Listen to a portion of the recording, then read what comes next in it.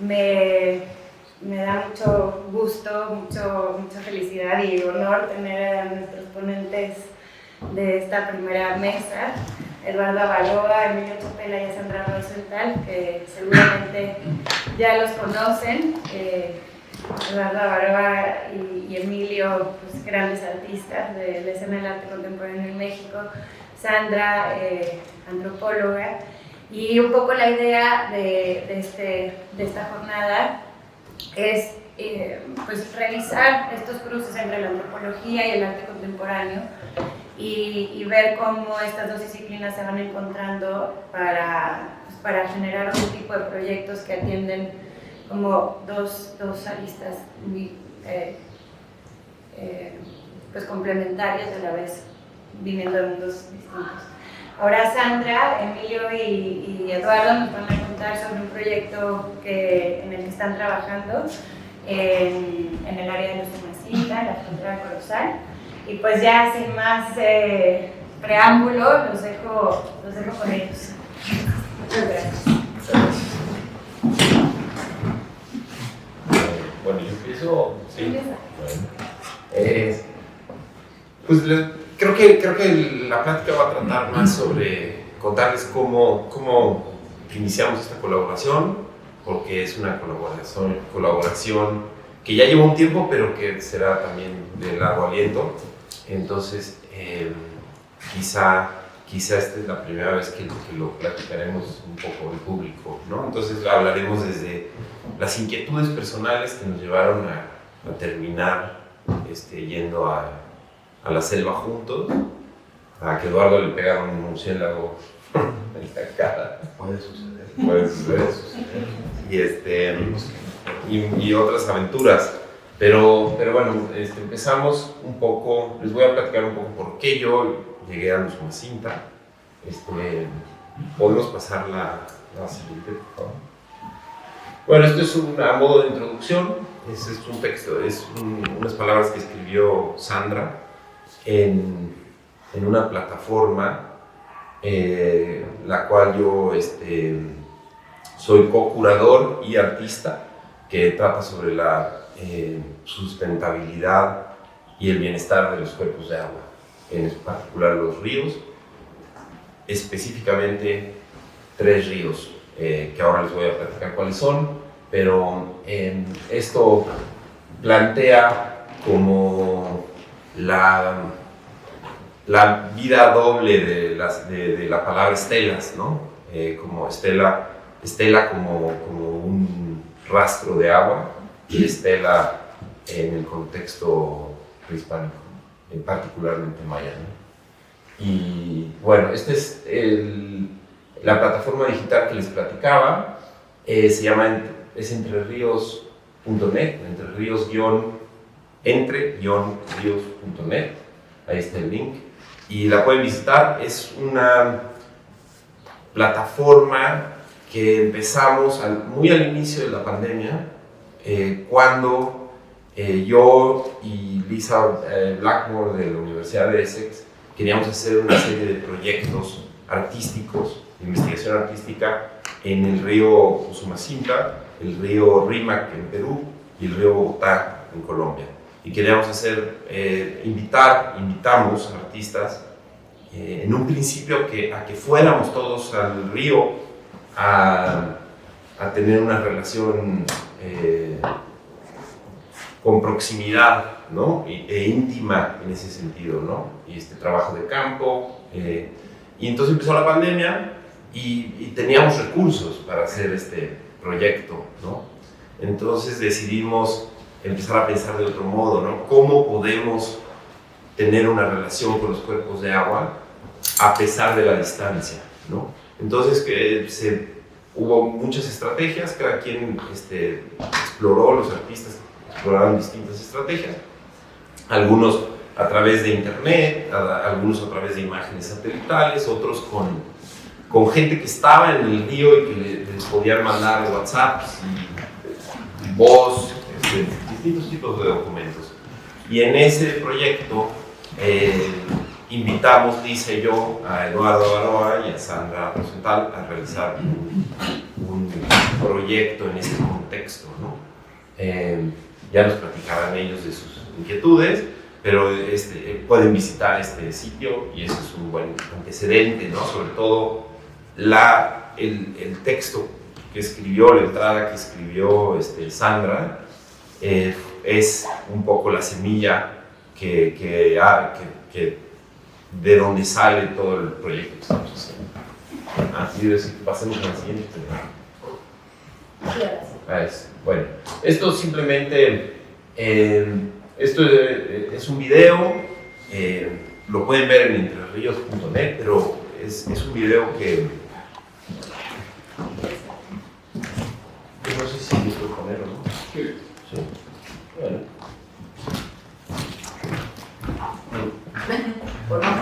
Está bien. Es un video que introduce una exposición que hicimos en el 2020 sobre el mismo tema, sobre el bienestar de los cuerpos de agua en la Universidad de Essex. Y ahorita a ver si empieza, pero si no, no pasa nada. Son muchas imágenes que yo grabé en el Usumacinta de turbulencias del agua, ¿no? Yo estaba yo muy interesado en grabar, en entender el movimiento de agua en el Usumacinta, ¿no? Entonces, bueno, introduje 5 cámaras de video, GoPros, como en una especie de artefacto, como una especie de serpiente que navegaba el río. Y bueno, fue grabando las distintas velocidades y ritmos del agua. Esa obra fue parte de una exposición en la Arte Alameda, en el laboratorio de Arte Alameda. Fue antes, en 2019 les había dicho. Claro, pero esta exposición fue después. En fin, yo creo que podemos regresar a la presentación y... Ah, ya no regresa. Algo pasó acá. ¿Puedes checarlo? Perdón. Ya metí el desorden, ¿no? No, fuimos nosotros. Está bien. Fuimos nosotros. Y pero no importa, les sigo platicando de todos modos y ahorita que la expliqué. Fue el G.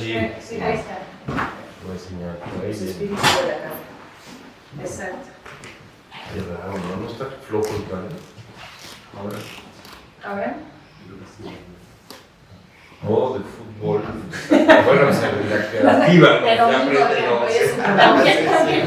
También la pantalla es de domingo. No de domingo de nosotros. Exacto. A ver, lista anotada. Tiene que ser en HDMI, ¿no? Sí, estamos haciendo de ella. Ahí está. Listo. Yo creo que nos quedamos en la presentación, ¿no? Como ahorita que arranque. Bueno, entonces voy a brincarme algunos pasitos, pero sí creo que meterme más de lleno a lo que ya motiva mi colaboración y los vínculos con la agenda de hoy, ¿no? Y de antropología y arte. Entonces, este interés por la cuenca, por la cuenca del Usumacinta, mi interés por la cuenca del Usumacinta, siempre tuvo que ver con los movimientos materiales de distintas cosas, de distintos agentes humanos y no humanos, ¿no? Me interesaba muchísimo entender cómo podía haber una vinculación, por ejemplo, en la cuenca alta del río tenía un efecto en la cuenca baja del río, ¿no? Cómo poner una presa en la cuenca alta genera que el mar entre y destruye la reserva de la biosfera de los manglares en los pantanos de Centra. O sea, hay una conexión inmediata, material, como que tendemos a ignorar, pero que están ahí. Y de repente, de varias idas a los Usumacinta veía muchas, ¿no? Desde las velocidades del agua y las turbulencias y los remolinos, hasta cuestiones ecológicas, el clima, la devastación de la selva, la degradación de la selva en pastizales para el uso humano, problemas políticos, la situación de la CONAM, Sembrando Vida. entonces de repente, abrumador completamente, ¿no? Entonces me di cuenta que lo que me interesaba era, en un principio, mapear esos vínculos entre vínculos materiales y entender su complejidad, pero es abrumador, digo, insisto. Y entonces me empezaron a aparecer también otros tipos de movimientos, ¿no? Y culturales, ¿no? De los objetos culturales, me interesé en los cayucos, y entonces empezamos a hablar, Sandra y yo, de estas cosas, y empezamos a hablar de, bueno, que el cayuco como este artefacto que recorría el río y se hundían, y por supuesto, pues empezamos a hablar con cierta resistencia mía, no sé por qué, de la arqueología, porque también, evidentemente, pues ahí está Yaxchilán, están una historia milenaria, ¿no? Humana, que si bien yo estaba interesado en lo geológico y en el agua, que son historias más longevas, que estas son milenarias, ¿no? Al fin y al cabo, y ahí están. Y uno de los argumentos, por ejemplo, para no construir una gran presa que se iba a construir en algún momento, era que Yaxchilán se hundiría, ¿no? Y bueno, nunca se consideró lo ecológico en esa argumentación, pero finalmente apareció. Empezamos a trabajar, y entonces, para mí, que mi trabajo tiene que ver con movimiento en distintos aspectos, no solo en el agua y en el Usumacinta, sino ha tenido que ver con movimiento, fue que decidimos perseguir este diálogo de revisar estos vínculos materiales a través de las estelas del Usumacinta, ¿no? Y eso Sandra les platicará como por qué, pero a mí me parecía que era la estela misma y su historia geológica, sus movimientos en la cuenca, nos permitían, para hablar de muchas otras cosas más, del contexto político, del contexto, bueno, el histórico, el antropológico, y luego con la participación de Eduardo, donde ya aparece el tren. Pero entonces, esa complejidad, de alguna manera, está encaminada o coordinada por un seguimiento o un mapeo de las estelas del Usumacinta, ¿no? Y así surgió el proyecto. Podemos pasar nada más, esto no los brincamos. Bueno, esto nada más de manera anecdótica. Exacto, del lado derecho son zonas donde hubo selva y se ha degradado la selva, y del otro lado es la reserva. Es la reserva que pues no se puede tocar por un decreto de los 90, ¿no? Y esto marca también mucho del conflicto actual, porque uno puede argumentar en favor de las actividades humanas, por supuesto, porque es gente que fue desplazada de otros lados de la República e insertados ahí, ¿no? Y digamos, ellos conocían las prácticas de la agricultura y eso es lo que sabían hacer, ¿no? Y de este lado está la protección de la selva. Es un problema muy complejo que hoy no vale la pena entrar y ni siquiera soy experto, ¿no? Pero entonces, si quieren, pasamos a la siguiente. Esto nada más son algunas imágenes de obras que he hecho en relación a la turbulencia del agua y los remolinos. El Usumacinta tiene muchos raudales y hay una relación entre los raudales y el modo en el que se navegó el río, y es una de las razones por las cuales hoy no es una zona industrializada también, ¿no? El Usumacinta, la siguiente, es el único río en México que de alguna manera se considera vivo, ¿no? Y quizá con esto acabo, está vivo no solo en el sentido en el que las plantas estén vivas, lo que entendemos usualmente por vida, sino como porque estas dinámicas materiales de las que hablaba tienen de alguna manera son productivas, ¿no? Aún no son Hay biodiversidad, que eso generalmente se asocia con salud, a diferencia de los ríos donde no hay biodiversidad y donde no hay esta complejidad de relaciones materiales, son ríos cadáver, como el río Bogotá. Y bueno, finalmente estas son unas pinturas recientes sobre turbulencias, ¿no? Tratar de entender cómo es el movimiento del agua, y luego ya podemos pasar al siguiente. Y listo, esto ya nada más son cachitos de las entradas de Eduardo y Sandra para darle entrada a sus presentaciones. Pues Emilio de repente me llama y me dice: oye, estoy haciendo un proyecto sobre ríos y sobre el Usumacinta, ¿será que tú has pensado algo sobre el Usumacinta? Y yo había hecho un trabajo, llevo muchos años haciendo investigación sobre temas más bien vinculados al patrimonio, ¿no? A cómo los artefactos, sobre todo de las sociedades precolombinas, se vuelven artefactos de museo y son trasladados de una diversidad de contextos, desde las casas de las personas, pasando por los museos regionales y sobre todo el Museo Nacional de Antropología, para volverse colecciones, para volverse patrimonio, para volverse algo que además tiene que ser estabilizado y preservado. Pues yo había hecho una investigación sobre este enorme objeto, creo que es la pieza monolítica más grande del continente americano, de una comunidad en la zona de Texcoco al Museo de Antropología. Gracias. Y bueno, pues muchos que conocen la Ciudad de México han visto este monolito vuelto monumento urbano, por un lado, y también a través de esta patrimonialización se vuelve un objeto replicable que empieza a circular en muchos contextos. Aquí ven unos souvenirs muy simpáticos, además, donde ya le pusieron patitas y manitas. La siguiente.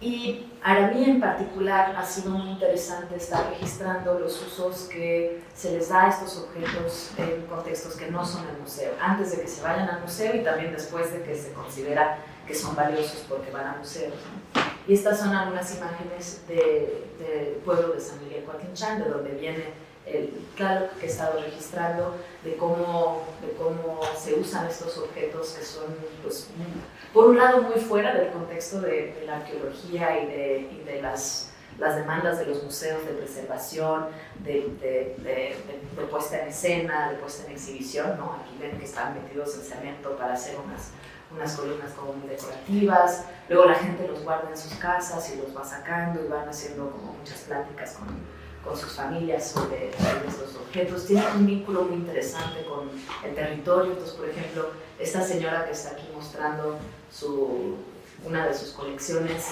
tiene tiene cubetas de cómics llenas de estas cosas, y ella puede sacar cada una de ellas y sabe exactamente en qué predio, de qué parte del pueblo estaba, ¿no? Y hay una forma en la que están vinculadas al territorio y también al clima, que es muy interesante, ¿no? Todo el mundo en la zona, no solo en el pueblo, sino en la zona alrededor de Texcoco, dice, ¿no?, que desde que se llevaron la piedra de los tecomates, como ellos conocen, al que nosotros de repente le decimos claro, dejó de llover, ¿no? Entonces, mucha de mi investigación ha sido tratar de entender la relación entre estos objetos, el territorio, el clima, y más en el contexto actual, donde pues estamos en una crisis global, ¿no? La siguiente.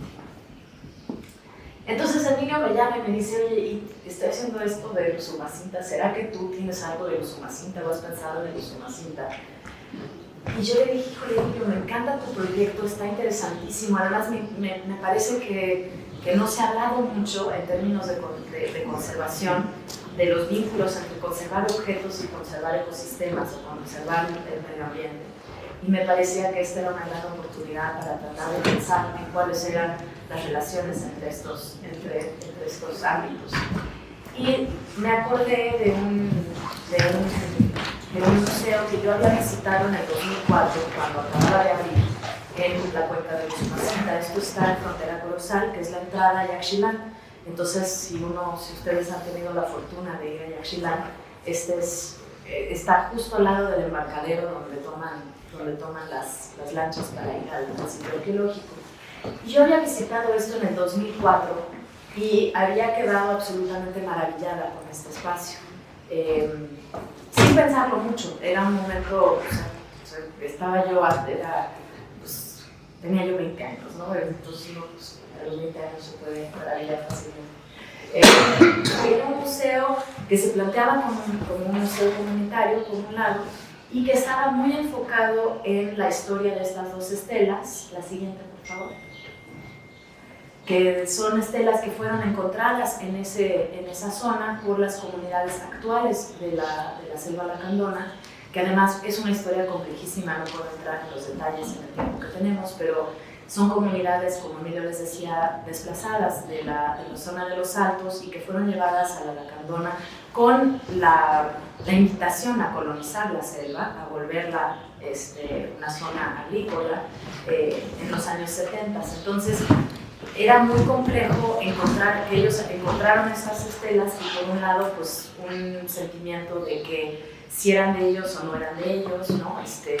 Eran ancestrales o no eran ancestrales, y eso es más complejo porque lo que sabemos de las estelas mayas del clásico, es decir, las que están en Yaxchilán, allá a la vueltecita, es que los glifos, la lengua más cercana a esto actual es el chol. Entonces son desplazados y no son desplazados, son de ahí, no son de ahí, es bastante complejo. Y habían encontrado estas estelas, estas dos estelas en los 90s, y había habido toda una lucha por guardarlas ahí, que había resultado en la construcción de este museo comunitario.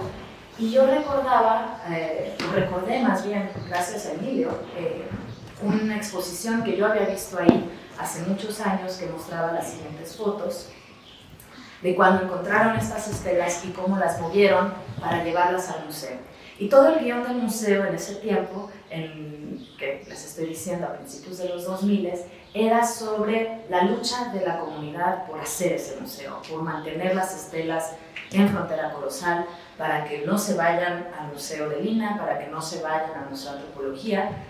Y entonces me pareció esto particularmente interesante por una historia previa, la siguiente por favor, de despojo, ¿no? Esta es una zona que ha sido sujeta a la extracción de objetos para llenar museos, no solo en México, sino en otras partes. Aquí les estoy mostrando una imagen de los años 30, de una expedición del Museo de Pensilvania para llevarse una estela, que también me pareció que había una cosa hermosísima en términos de los ecos entre cómo los habitantes de Frontera Colosal movieron estas piedras con la ayuda de los arqueólogos de Lina y cómo se hacía en los años 30, ¿no? Esta especie de colchón, la caja, ¿no? Me pareció que había una cosa ahí muy, muy interesante.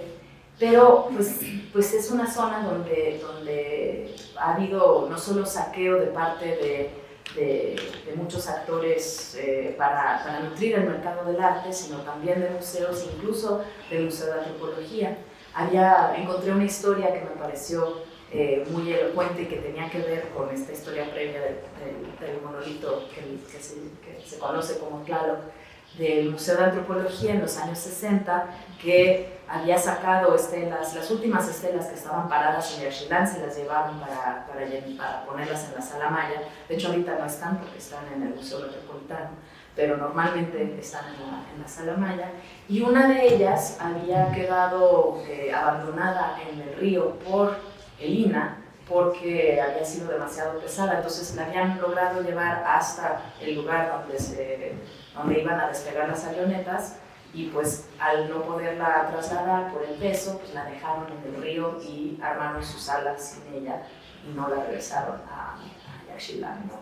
Entonces había una historia que relacionaba de alguna manera este espacio con los temas que yo estaba trabajando. La siguiente, por favor. Y que también me hizo pensar en algo que no estaba tan claro en otros objetos que yo había estudiado, que tiene que ver con cómo se vuelven transportables estos objetos, cómo las estelas se volvieron objetos dentro del mercado del arte también, porque eran transportables o podían volverse, ¿no? Y esto fue a través de procesos de destrucción. las serruchaban básicamente para que puedan ser transportadas por el río para llegar, incluso con las mismas redes con las cuales se transportaba la madera, para que puedan llegar a sus destinos en los museos, ¿no? Entonces, bueno, aquí ven una que está montada actualmente, ¿no? Y se ve claramente dónde fue serruchada, ¿no? La otra también es una foto de los años 30 de cómo fueron llevadas al museo. La siguiente. Entonces, había un interés, digamos, en temas de la producción, cómo los museos producen objetos a través de destruirlos. Y cuando yo estaba escribiendo mi tesis de doctorado sobre el monolito de Kuantinchan, tuve la enorme fortuna de entrar a este espacio que es en la Galería Kuismansuto, donde estaba exponiendo Eduardo su pieza de la destrucción total del Museo de Antropología, y de vivir una enorme catarsis al ver lo que él hizo ahí. Eduardo, tal vez toca que tú nos cuentes cómo llegaste a... Un segundito nomás rápido, porque ahorita pensé algo que tiene mucho sentido antes de pasar, que decías cómo los museos pueden destruir, y luego también los tres hemos platicado mucho de si el río, si podemos hablar que el río preserva, ¿no? O sea, porque muchas de estas cosas no han podido salir, y si eso es una pregunta válida también, o una pregunta interesante, porque parece tener una resistencia, ¿no? ¿Y qué significa eso? Perdón, era como... Todo bien, todo bien. Bueno, gracias a todas y todos por venir. Estoy muy contento de estar aquí con mis colegas. Y sí, bueno, esta exposición la hicimos en 2012 en esa galería. Es una exposición que tiene una pretensión, primero que nada, política, porque yo no estaba pensando en el Museo de Antropología nada más. El origen de este proyecto eran varios monumentos del país, una cuestión de molestia con la utilización de la nacionalidad en diferentes situaciones en México, pero después me di cuenta que el que dolía más destruir era el museo, precisamente. Entonces no me interesaba de hecho la arqueología en ese momento, me interesaba la situación política del momento, ¿no? Y a la hora de que me metí al museo se destapó una cosa tremenda, que es una cantidad impresionante de vínculos a la hora de cuestionar por qué se hizo ese museo, por qué, me preguntaba Mónica Mansuto, ¿por qué no querrías destruir el museo, ¿no? Y yo, bueno, pues toda la pieza es preguntando contestando, o por lo menos haciendo más compleja la pregunta de por qué se está destruyendo ese museo. La idea de destruir el museo no implicaba un intento o una simulación de un acto terrorista, más bien era el intento de como si alguien decidiera de parte de un gobierno, de un desgobierno, yo no sé, de una comunidad, yo no sé qué podría tener esa idea, desmantelar ese museo metódicamente. Entonces el museo básicamente ilustra cómo se destruiría ese edificio que fue creado en 1964 en circunstancias interesantes, en un momento en el que el país tenía un presidencialismo totalmente acusado y era como la joya de un sexenio, ¿no? De un sexenio priista. Heriberto Yepes ha dicho, bueno, pues es que eso, el Museo de Antropología es una escenificación del priismo de la época, ¿no? Una escenificación ante todo, ante cualquier representación histórica además esto lo hace eco, por supuesto, también Octavio Paz, con todo lo que pueda ser su figura controversial en estos momentos y en casi todos los momentos, ¿no? Pero finalmente la exposición, si pueden pasar a la siguiente imagen, trataba de hacer una museificación de ese proceso de destrucción del museo, o sea, era una especie de recursividad. No plantea por muchísimo a partir de esta década, y que no estoy muy seguro que yo esté muy de acuerdo con esa estetización de lo precolonial. No era mi intención, sino totalmente al revés, ¿no? De hecho, ustedes pueden encontrar ecos de más bien, esta pieza es un eco, por ejemplo, de la obra de Rubén Ortiz, que es un gran amigo, pero pienso que tiene un vínculo que yo no había encontrado a la hora de hacerlo, hasta que ya estaba yo preguntándome qué está pasando con esta exposición, y es el hecho de la destruir para exhibir. O sea que la destrucción del Museo de Antropología es una especie de secuela de la destrucción del Museo de Antropología de las culturas vivas y también las culturas anteriores a la colonización. Hay una destrucción previa, no nomás en el Museo de Antropología, en todos los museos. El museo es como lo vio, por así decirlo, un colega, Robert Smithson, el museo es una destrucción de las culturas anteriores, de los sitios arqueológicos, en aras de una reconstrucción imaginaria totalmente, digamos, por así decirlo, facciosa o artificiosa de un pasado, de una especie de... pero que finalmente corresponde a coordenar siempre del momento en que se está haciendo esa exposición, ¿no? Entonces yo traté de denunciar esto en diferentes ámbitos. Por ejemplo, aquí se puede mostrar los procesos. El vidrio que está ahí, ese que está ahí es un vidrio. Primero, el proceso de desmantelamiento del museo implicaría desmantelar los vidrios. Una demolición no puede incluir vidrios porque los vidrios con los métodos de demolición salen volando, pueden matar a alguien. Entonces eso se recicla, tiene... ahorita ya es una especie de registro, digamos, histórico, porque el dibujo que tiene esa puerta ya lo cambiaron. Entonces, curiosamente, mi proyecto aumenta un poquito de lo que era el museo antes de la remodelación que fue hace unos cuantos años. Entonces se vuelve una recursividad que me parece interesante. Esa parte que está de frente es una reproducción de cómo sería el escombro, porque tengo que mencionar que cuando hice la destrucción del Museo de Antropología, esto implicaba la destrucción de lo que hay adentro también. No era nada más del edificio de Ramírez Vázquez, que es muy bonito, ganó premios, es una cosa perfectamente construida. Ramírez Vázquez dice que va a durar para siempre. Bueno, ahorita tiene goteras por falta de mantenimiento, pero era un edificio que en su momento era la vanguardia de construcción, recibió premios, etc. ¿No? Es un edificio muy bien hecho en términos de su economía, ¿no? Según me dicen, ¿verdad? No sé, tampoco en esto. Y entonces eso era una museificación de ese proceso metódico de destrucción. La siguiente, por favor. Aquí hay otro ejemplo, ahí está justamente nuestro héroe de ahora de la zona maya, ¿no? Tirado ahí. Se hizo esta especie de significación del escombro con las réplicas de las piezas actuales que están en el museo. Es decir, el Estado mexicano tiene un sistema en el cual genera estas réplicas para la venta de estos objetos. Son de réplicas oficiales, uno no las puede hacer y vender así gratis, tienes que pagar bastante lana para poder hacer esas réplicas. Pero estas réplicas fueron las que se usaron para quedar ahí como testimonios, por así decirlo, de esa destrucción ficticia. Adelante, por favor. Aquí, bueno, este individuo que ya conocemos, esta pieza... Pues, esto nos hizo amigos. Con esto ¿no? nos volvimos amigos. Sí, exacto. Amigos y enemigos de la apropiación de la arqueología, ¿no? Por parte del Estado.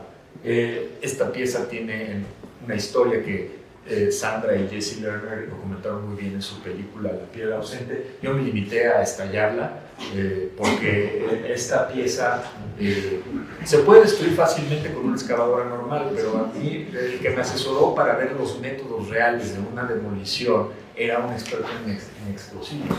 Yo le dije, ¿en qué condición se hacen los explosivos?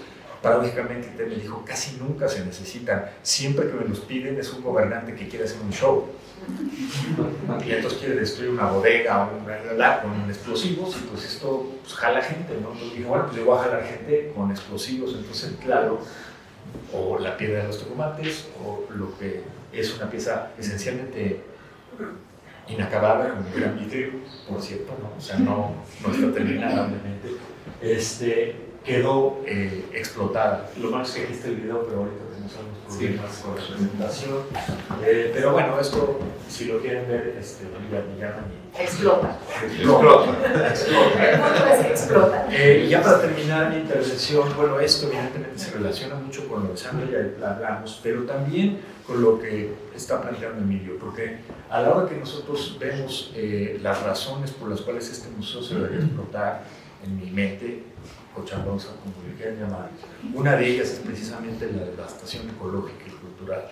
Cuando nosotros planteamos esa destrucción, que se supone que está destruyendo el museo, es destruir justamente el nexo biocultural de culturas que aún están vivas y que podrían ser consideradas herederas de una herencia precolonial, pero ha pasado tantísimo tiempo después, por ejemplo, del auge preclásico de los mayas hasta hoy, que es muy difícil hacer ese vínculo completamente sólido desde un punto de vista quizá de la sociología. Sin embargo, las personas lo sienten.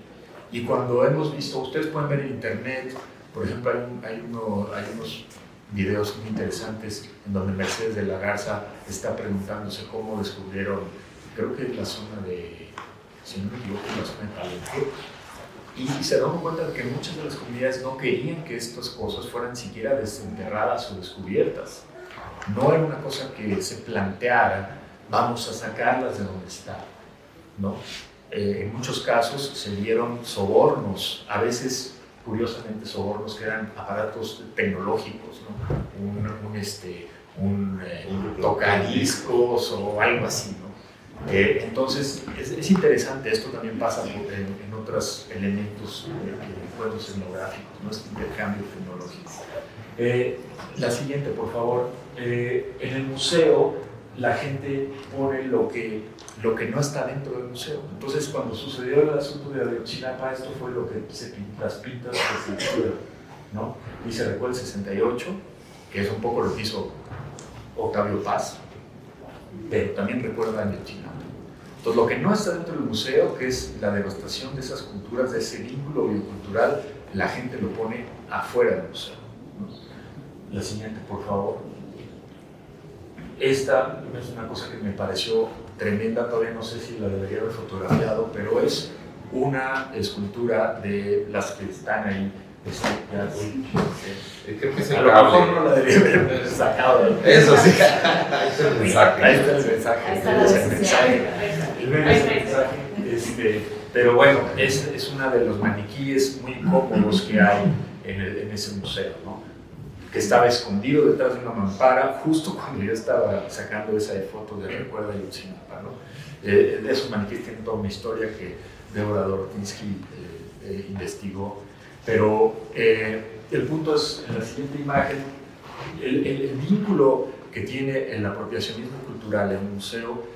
A mí me interesa hoy en día en un episodio pues muy, que todos conocemos, que es el que yo decidí hacer en el proyecto que Emilio planteó, que es el de Entre Ríos. La siguiente, por favor. Aquí hay otro diorama pequeño. Yo me metí al museo como fantasma, entonces acá hay fotos de lo que está pasando, muchas horas ahí, hay una serie de fotos que, bueno, es muy larga. También hay visitas guiadas al museo, explicando cómo se destruye el museo, y también pues toda la historia que les estoy contando a ustedes en mucho más detalle. Entonces pues, fui guía de turistas y sigo teniendo, después de 10 años, gente que me contrata para ir a hacer la visita. Por cierto, no he tenido el respeto de sacar mi licencia para hacer estas visitas, pero siempre me acompaña un guía oficial, porque está prohibido hacer esto en el museo. Tú no puedes hacer esto sin que llegue un policía y te diga, usted no puede hacer eso. Entonces tienes que contratar un guía oficial, ¿no? Entonces yo no lo soy. Debía haber hecho eso, pero ya se me está. Este otro proyecto se me hace interesante a ese respecto, porque el Tren Maya es un evento cultural de la mayor importancia en nuestro ámbito, y es un evento que ha sido totalmente banalizado por el discurso político. En el sentido de que no podemos casi hablar de él en el ámbito cultural sin que se nos tache de izquierda, de derecha, de AMLO, anti-AMLO, etc. Sin embargo, va a tener consecuencias a futuro que va a ser muy difícil decidir si fue buena idea o mala idea. En primer lugar, se entiende muy bien que el crecimiento económico sí va a haber un crecimiento económico y en términos occidentales va a haber un beneficio para ciertas comunidades, pero las comunidades a las cuales nombra el proyecto, pues muchas de ellas se han quejado, ¿no?, de que eso no puede ser maya, no puede ser esto. Y inclusive uno de los promotores tempranos del proyecto, que es Víctor Manuel Toledo, plantea esta idea, que lo que se está destruyendo no es la naturaleza de la zona, es un conjunto biocultural. Los mayas crearon lo que ahorita se está destruyendo, porque no, los mayas crearon el ecosistema que ahorita se está destruyendo. Y es muy probable, según, desde luego hay científicos que creen que puede funcionar, hay expertos en jaguares que están con el Tren Maya y hay expertos en jaguares que están en contra del Tren Maya. O sea, es un debate científico, porque la ciencia es debate científico. Yo personalmente pues, prefiero que no se tumben las selvas, pero estamos hablando de sistemas complejos, que es muy difícil, incluso para los científicos, entender qué va a pasar. Sin embargo, tiene unos parámetros culturales que a mí me interesan. Por ejemplo, la siguiente, bueno, aquí está la ruta, desde luego, y bueno, yo aquí me voy a quedar más, porque también en video hice unos promocionales que hicimos en internet, en donde se expresaban algunas opiniones de Ángel Santos, que dice, pues esto es una locura, somos mayas, no nos interesa tener una versión turística, y toda esta cosa de internet me lo fusilé y hice una especie de postales, postales turísticas, un poco con influencia de Francis, que me había dado. Hice unas postales, Francis Alice, miembro de la exposición, pero esto es una de las estaciones de la estación Palenque del Tren Maya, y está inspirada en el rey pánico. Yo digo, ¿por qué todo tiene que estar inspirado en el rey pánico? No hay otra. De hecho, la empresa militar, o sea, es la Sedena, se llama la empresa Olmeca Maya Mexica. Es una empresa que se hizo para que, si quiere ser maya, para que corriera también el aeropuerto de Felipe Ángeles. Entonces, ahora sí que si Peña Nieto, que era el que estaba en el auge cuando hice yo la primera exposición de difusión de antropología, había protección cultural. En esta administración esto es rotundo, es el leitmotiv de esta administración. Más allá si estoy de acuerdo, ¿no? Yo lo veía criticando este proceso desde antes, como se veía, ¿no? O sea, desde mucho tiempo antes estaba yo planteando esta crítica, y eso es lo que a mí me parece más interesante de colaborar con Sandra y con Emilio, que estamos buscando en Frontera Colosal esa especie de ambigüedad entre lo que es la cultura, su absorción o su interés de los habitantes del pueblo actual de Frontera Colosal, de tener a la estela como especie de símbolo. Yo me pregunto, ¿símbolo de qué? De una identidad, sí, pero ¿qué es lo que significa? Ahorita Frontera Colosal tiene varias religiones diferentes, en particular una que pues muy difícilmente se puede ver como heredera de lo precolonial. La siguiente, por favor. Y bueno, pues aquí está la máscara de Pacal real, ¿no? Entonces, ¿cuál es la relación de nosotros con esas culturas que están ahí? A mí me interesa no la estetización de esas culturas, que quizás les gusta a otros colegas, sino este cuestionamiento político, que a lo mejor hasta se tiene que hacer no en el museo, o no nada más en el museo, sino fuera del museo. Lo que yo he visto es que la exposición que estoy planeando para esto no tiene lugar en el museo, no porque no se pueda museificar, sino porque nadie la quiere tomar, señoras y señores. O sea, no, hay una autocensura que yo considero relativamente legítima a la hora de los espacios, ¿no? Entonces, creo que, bueno, aquí estarían los videos, esto lo pueden ver en el sitio de Entre Ríos, pero lo que yo podría compartir con mis colegas aquí, que tan generosamente me invitaron al proyecto de Frontera Colosal, es ese interés por entender las coordenadas de la zona de Frontera Colosal, sus coordenadas, como decía hace rato Emilio, biológicas, geográficas, económicas, sociales, conscientes de que presentan todo, y también conscientes de que, como plantea Sandra, tienen toda una historia que ella recupera de manera genial y que puede hacer al proyecto pues muy interesante, del cual esta presentación es solamente un prólogo, porque obviamente no vamos a soltar la sopa ahorita hay expo, ¿no? Entonces, pues eso sería mi contribución. No sé si tengan algún comentario acerca de esto. Pues quizás podemos cerrar un poco con finalmente se pudo viajar, ¿no? Y pudimos ir. Y también creo que lo que nos encontramos ahí fue algo que nos sacudió a los tres de modos muy distintos, ¿no? A mí particularmente, pues mi fantasía un poco del museo comunitario, ¿no? Que bueno que se quedaron esas estelas allá, ¿no? Y que era algo muy importante para la comunidad. Solemos pensar en la comunidad como si existiera tal cosa, ¿no? Un bloque uniforme y homogéneo, y luego resulta que es muchísimo más complejo, que hay muchísimos conflictos que tienen que ver con historias locales como en cualquier lado, ¿no? Entonces esta romantización de la comunidad y lo comunitario, que los museos comunitarios también de alguna forma encierran, pues me sacudió totalmente. Creo que a Emilio también su relación con el río lo sacudió. Porque sí tenemos un teaser, no vamos a soltar la sopa, pero sí hay un pequeño teaser. ¿Cuál es la sopa? No, la sopa es de exposición, pero aquí hay un... Pues fuimos a una serie de viajes que organizamos para conocer más la zona y para pensar más en un proyecto colectivo que queríamos hacer a 6 manos y 3 cabezas y 3 corazones. Queríamos hacer este proyecto juntos.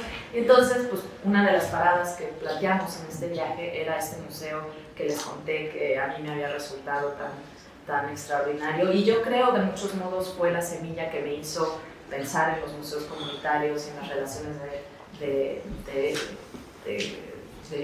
diversas colectividades con lo prehispánico que escapaban al museo o que por lo menos existían en paralelo al museo. Tal vez no escapaban porque no creo que existan como una especie de resistencia prehispánica de cómo estos objetos tal vez se vendían y se vivían. Están atravesados por los discursos del Estado y de los museos, ¿no? Pero llegamos a Frontera Corozal a visitar este museo y nos encontramos con que había habido una inundación de la cuenca de Usumacinta 2 años antes, es decir, en el 2020, en el 2019, en noviembre de 2019. Entonces llegamos a Frontera Corozal y lo primero que nos dijeron es que el museo estaba cerrado. Y bueno, trabajando en museos comunitarios, pues, ¡ay, está cerrado! No, bueno, ¿a quién busco para que me dé la llave? No, es que está cerrado. Bueno, pero seguro no.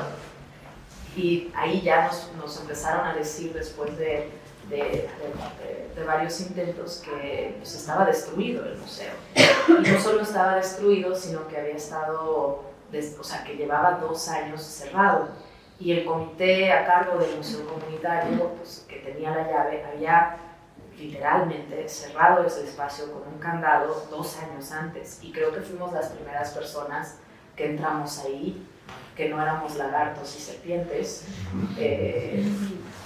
Y fue muy fuerte, ¿no? Fue muy fuerte ver que nadie siquiera había ido a trapear. Está cubierto de lodo. Ahorita lo van a ver más acerca.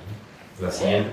O sea, las colecciones que está, esta es una artesanía lacandona, que era parte del guión museográfico, pues está así, pero también están así las piezas prehispánicas, los fósiles, las estelas, o sea, está el museo completamente, podríamos pensar destruido o podríamos pensar intervenido por el río. Y también esto es muy elocuente en términos de qué lugar ocupa ese espacio para la gente de esta población, no solo en términos, o sea, podemos pensar, bueno, no les importa este espacio, ¿no? Pero además, ¿qué hace uno, no? O sea, el museo ese tan bonito que yo les mostré de principios de los 2000, pues costó una fortuna, que fue donada, ¿no?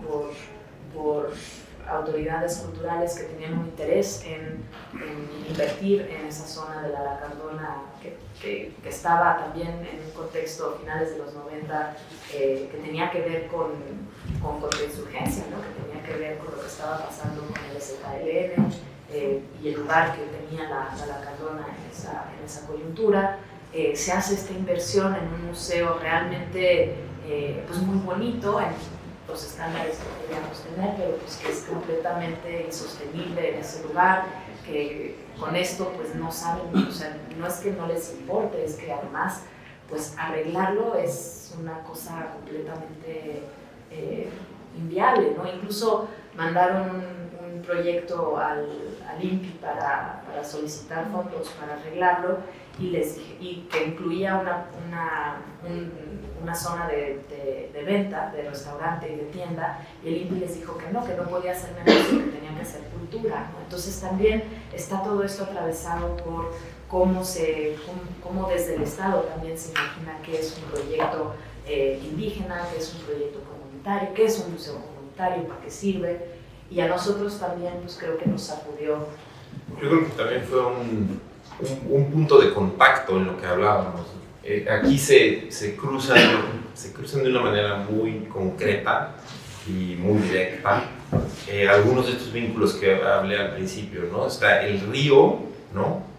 Que se inunda como fuerza destructora o protectora, y luego también en contacto con los objetos culturales. Y también el río, no sabemos bien si la inundación del río tiene esta conexión con lo ecológico y el cambio climático. Probablemente la tenga, hay que descubrirla.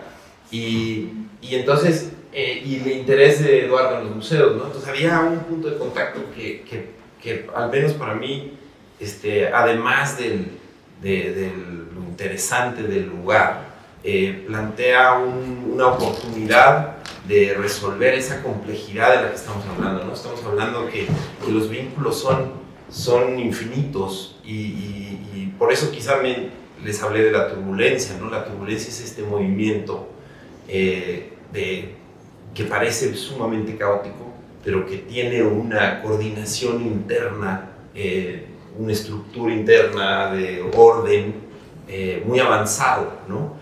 Y donde las moléculas se compactan y logran pasar por lugares estrechos.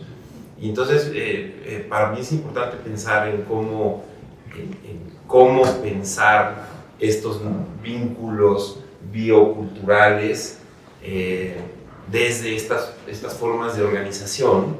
Y es muy difícil porque nos podemos perder por miles de ramas. Y de repente aquí encontramos un punto de contacto del cual podemos partir hacia otras obras, pero bueno, había una coincidencia ahí, ¿no? Muy interesante.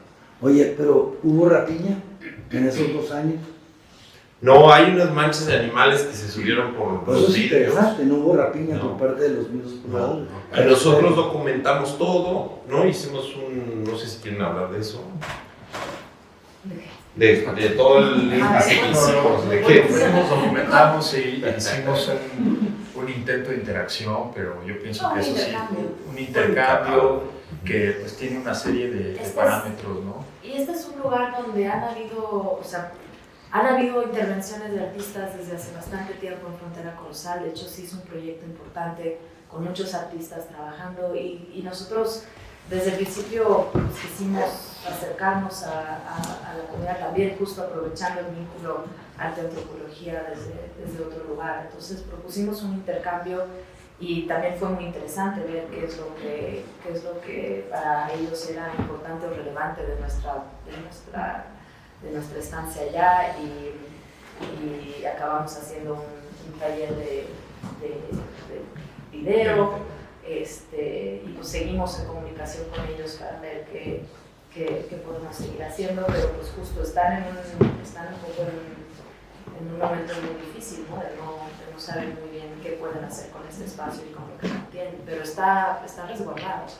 De hecho, eso es una de las cosas que nos pidieron, que les ayudemos a guardar los objetos. Pues es interesante eso pasa en otro lugar y la gente se apropia, roba, que pase aquí, pase en Sonora, no ves las piezas. No. Estaba todo intacto. Pero una vitrina estaba... Sí, alguien la rompió. Pero eso también habla de en qué lugar pone la comunidad o este pueblo al museo? ¿Qué importancia le dan? ¿Hasta dónde es involucro? ¿Hasta dónde no? ¿Hasta qué punto este proyecto es de alguna forma impuesto? Lo piensan. Son cosas muy extrañas, ¿no? Porque entramos ahí con la gente del comité del museo y muchos de ellos nunca habían entrado a la sala. O sea, eran del comité del museo, pero nunca habían entrado. Son cargos que van rotando. O sea, Sí, hablan de su importancia, pero en realidad el museo antes del río estaba abandonado un poco. E incluso ellos dicen, no, lo que hay que hacer es sacar las estelas a la plaza pública. ¿No? Una cosa que nos pidieron es hacer una réplica de la estela que está dentro del museo para ponerla a 50 metros en su plaza, ¿no? El museo está ahí. Sí, claro, además porque no sabemos si ellos lo que necesitarían es más turismo o menos turismo, no se entiende, no hay una especie de cosa muy clara. O sea, el vínculo entre lo que es el turista y lo que es lo que yo quiero para mi identidad o para la identidad del pueblo es muy raro. No forzosamente es de una otra o no, es una negociación extraña y por supuesto que una gente te dice una cosa y otra gente te dice otra. Y es un lugar y la viabilidad económica como tal es otro punto. O sea, ¿cómo hago algo para mí que yo pueda sacar dinero? Que es un problema que nosotros conocemos muy bien como artistas. ¿Cómo hago algo que contribuya a una discusión y que al mismo tiempo tenga una viabilidad económica? Entonces eso también sucede allí. Como sucede toda la idea poética, por así decirlo, del río, teniendo una agencia en la definición de una especie de espacio de permanencia, ¿no? Como el río, por un lado, buscando la no permanencia de lo humano, que me parece una idea interesante ahí. ¿Por qué tendría que permanecer? ¿Por qué tendría fuerza que permanecer una estela? ¿Por qué tiene que durar para siempre? Digo, y las estelas también no son cualquier objeto, ¿no? En su uso, digamos, lo que sabemos de cómo fueron usados, tienen que ver con asentar poder, ¿no? De formas bastante verticales. Exactamente. Entonces esta cosa como de volverlas una obra de arte o incluso habíamos pensado, bueno, una de las cosas que podríamos plantear es qué hacer con esta estela que quedó abandonada. Se regresa al lugar donde debería estar, donde fue colocada por los mayas o no, como que nos está confrontando con muchas cosas. Y este es un lugar, además, a diferencia de otros donde yo he trabajado, donde la gente tiene piezas en sus casas bastante comúnmente, aquí con los que he platicado, no tienen estas cosas en sus casas porque son consideradas malditas. O sea, si tú las tienes en tu casa, pues no te va bien, ¿no? O sea, son maldiciones. Y incluso pues dicen cosas como que si están cuando están en los campos, esos campos son fértiles, si las sacas dejan de producir, un poco parecida a esta historia de la piedra de los tecomantes que hacen Israel. Entonces, de ahí de alguna forma creo que se conjunta todo. Y es un proyecto en proceso, también por eso no les estamos empezando, ¿no? Llevamos algunos viajes de investigación y la idea es hacer una exposición colectiva, ¿no? Y el museo es parte de es parte de otras obras y otras como líneas de investigación, pero también es muy interesante en ese museo que, a diferencia de otros museos, que me parece que se va a hablar hoy de otros museos comunitarios, que no sé sobre los otros, pero en este sí sé que se han impuesto las ideas del museo siempre desde fuera, en este caso en particular. O sea, desde el principio de cómo se debían de ver las estelas y cómo debía de estar como al lado del embarcadero de Yaxchilán, pero también en función de la famosa flor esquismática hubo un intento, todo un diseño de museo, según yo encabezado por la Bullard, de cómo tenía que ser la colección biológica también. La directora del CONACYT, la actual, pero ella haciendo investigación, ¿es correcto eso? ¿Qué? Que estuvo involucrada en este diseño biológico es un proyecto de pero también funciona como una imposición, ¿no? Claro. Y entonces repetidamente les han dicho cómo debe ser su museo, ¿no? Es un poco el tema, ¿no? Por eso se titularon estas charlas que empezamos de la mano de Campo Adentro el verano pasado en el contexto de Documenta, ¿no? El asunto de Cruz, o sea, no nada más la relación entre arte y antropología y el asunto de la representación de la realidad, las nociones de centro-periferia, de las cuales hablativas de autorrepresentación pueden ser posibles y todas las problemáticas que se derivan. Entonces, muchísimas gracias por compartirnos el proyecto. Vamos a seguir muy de cerca. Esperemos que Fundación Marzo pueda hacer algún tipo de apoyo para este proyecto y seguir socializando esto y a lo mejor entregando preguntas, ¿no? Entonces, mil gracias y gracias. Así seguimos.